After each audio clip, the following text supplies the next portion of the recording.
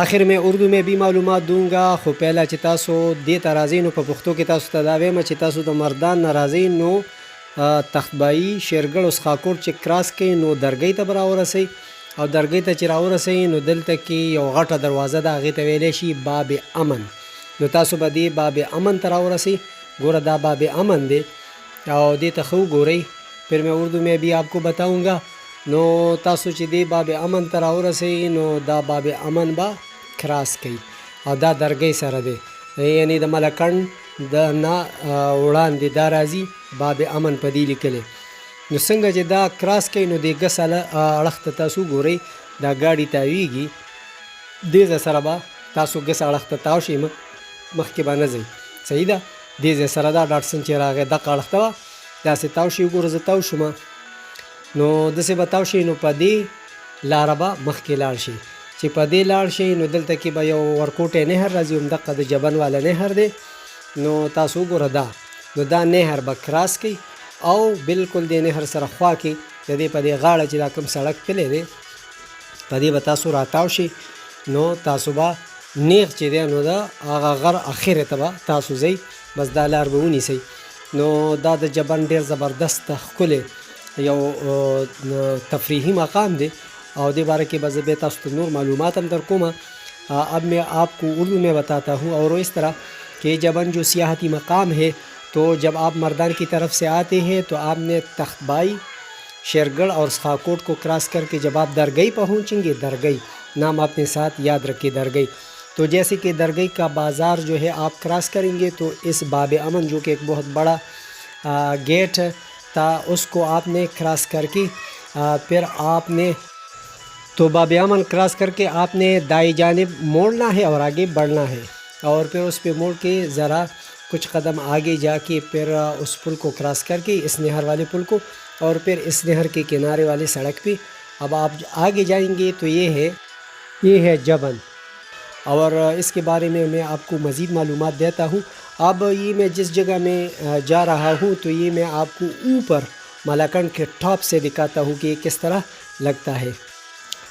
اب جو یہ مالاکنڈ روڈ ہے اس کے ٹاپ پہ میں آیا ہوں اوپر، تو اوپر سڑک سے میں اب اس کی منظر کشی کرتا ہوں تو آپ دیکھیں گے کہ یہ نیچے جو میں جس نہر کے کنارے جا رہا ہوں تو یہ اوپر سے کس طرح لگتا ہے.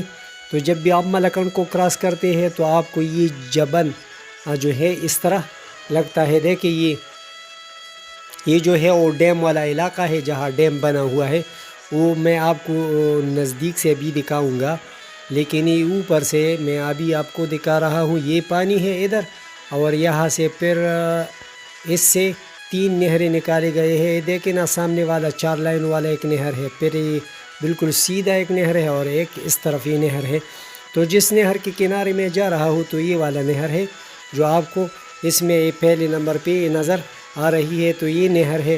اور پھر اس کے جو ہے نا یہ سارے علاقے ہیں. ادھر ایک پارک بھی ہے، یہ بھی میں آپ کو دکھاتا ہوں. دیکھیں نا یہ پارک، پھر میں نزدیک سے بھی آپ کو دکھاؤں گا، لیکن اوپر سے اس طرح لگتا ہے. تو اس پارک میں آپ کو واش روم بھی ملتا ہے اگر آپ کو ضرورت پڑ جائے، اور پھر یہاں ہوٹلز بھی ہوتے ہیں، لیکن جون جولائی اگست میں یہ آباد ہوتے ہیں، اور پھر دیگر مہینوں میں یہاں لوگ بہت کم آتے ہیں لیکن بہت کم آتے ہیں.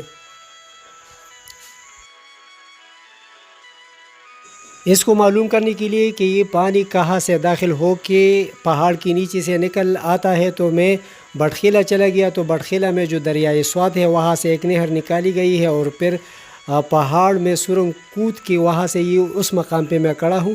تو اب اس مقام سے پانی اندر داخل ہوتے ہیں جو کہ ابھی آپ نے دیکھا. تو میں اس بٹخیلا کی طرف چلا گیا، تو وہاں سے پھر اس مطلب ہے کہ وہ اتنی لمبی پہاڑوں کو کراس کر کے تقریباً میرے خیال میں یہ 2 یا 3 کلومیٹر کا سرنگ ہوگا جس میں یہ پانی آتا ہے. تو یہ اصل میں بٹخیلا کے مقام پہ دریائے سوات سے یہ نہر نکالی گئی ہے جو کہ میں نے اس سے پہلے آپ کو دکھائی. تو نہر وہاں میں چلا گیا جہاں سے یہ پانی پہاڑ کے اندر داخل ہوتا ہے اور پھر اس سرنگ سے ہوتے ہوئے یہاں نکلتا ہے. تو اب یہ جبن کی طرف سے میں ابھی آپ کو دکھا رہا ہوں. تو اس سرنگ میں یہ پانی نکلا ہے اور پھر اس مقام پہ یہاں سے یہ بہتا ہے اور پھر آگے جا کے اس کے لیے ایک ڈیم سا بنایا گیا ہے جس سے 3 نہریں نکالے گئے ہیں. تو یہ ایک اس وقت کی انجینئرنگ کا ایک کارنامہ ہے جو کہ بہت پرانا ہے. اور یہ مجھے تو پتہ نہیں ہے کہ کس کمپنی نے اس سرنگ کو بنایا ہے، لیکن بہت پرانا سرنگ ہے جس سے یہ پانی آتا ہے اور پھر آگے جا کے اس سے بجلی بھی بنتی ہے. تو اس طرح کی اس پر بھی میں نے ایک ریسرچ کی اور میں جا کے ملاکنڈ ٹاپ پہ پھر بٹخیلہ میں چلا گیا اور بٹخیلہ میں اس مقام پہ چلا گیا جہاں سے پانی داخل ہو کے یہاں نکلتا ہے. تو یہ تھے جبن کے بارے میں مکمل معلومات. اب آپ کا کانسیپٹ کلیئر ہوا ہوگا کہ یہ جو جبن میں پانی ہے یہ دریائے سوات سے نکلی ہوئی نہر جو کہ بٹخیلہ کے مقام پہ نکلا ہے، اور پھر وہاں ایک جگہ ہے جس کو پیرانو کہا جاتا ہے. پیرانو کے ساتھ جب آپ جائیں گے کسی سے بھی پوچھ کے کہ پانی کہاں اس میں داخل ہوتے ہیں پہاڑ میں، تو پھر آپ اس مقام پہ جائیں گے اور پھر وہاں سے آپ اس جگہ کا نظارہ بھی کر سکتے ہیں. پھر وہاں سے پانی داخل ہو کے یہاں جبن میں نکلتا ہے اور جبن میں آ کے پھر اس کو 3 حصوں میں تقسیم کیا گیا ہے، اور پھر جو ہے اس علاقے کو سیراب کرتا ہے اور پانی جو ہے نا میدانی علاقوں کے طرف بہتا ہے، جس سے نہ صرف یہ کہ بجلی بنائی جاتی ہے بلکہ بہت سے علاقوں کو سیراب بھی کرتا ہے. تو اس طرح کا یہ ایک خوبصورت علاقہ ہے اور یہ ایک ایسا علاقہ ہے جس کا وزٹ کرنا سب کے لیے بہت بہتر ہے اور بہت پر لطف ہے. تو جب بھی آپ کو موقع مل جائے تو آپ ضرور اس کا وزٹ کریں. اور مزید معلومات کے لیے میرے چینل کو سبسکرائب کیجئے، کیونکہ میں پاکستان کا ہر کونا اور ہر ایک علاقہ میں آپ کو دکھاؤں گا. تاریخی مقامات، سیاحتی مقامات اور پاکستانی کلچر اور سب کچھ تمام صوبوں کے آپ میرے چینل پہ دیکھ سکتے ہیں، کیونکہ میں نے 1000 سے زیادہ ویڈیوز بنائے ہیں اور سارے پاکستان کو ایکسپلور کیا ہے. اگر آپ نے میرے چینل کو دیکھا تو آپ پاکستان کو سمجھیں گے کہ پاکستان کا کون سا علاقہ کس طرح ہے، کس طرح کے لوگ کون سے علاقے میں ہے. تو یہ سب کچھ میرے چینل پہ آپ کو ملتے ہیں. تو اس لیے آپ میرے چینل کو سبسکرائب کیجئے، اس ویڈیو کو بھی لائک کیجئے اور شیئر بھی کیجئے. آپ کے دیکھنے کا بہت بہت شکریہ. اللہ حافظ.